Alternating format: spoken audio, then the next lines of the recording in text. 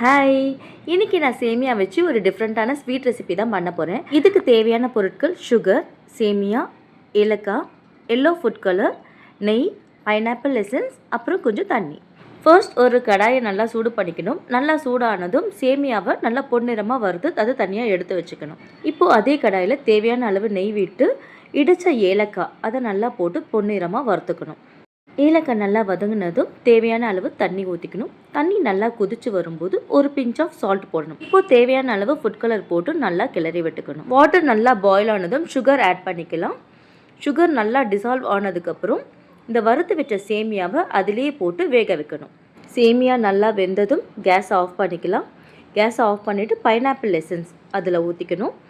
அப்புறம் அகைன் தேவையான அளவு நெய், ஏன்னா நெய் நிறைய விட்டால் கொஞ்சம் நல்லா டேஸ்ட்டாக இருக்கும். உங்களுக்கு வேணும்னா நீங்கள் முந்திரி திராட்சை கூட நெய்யில் வறுத்து இதில் ஆட் பண்ணிக்கலாம். அவ்வளோதான், சுட சுட யம்மி பைனாப்பிள் கேசரி ரெடி.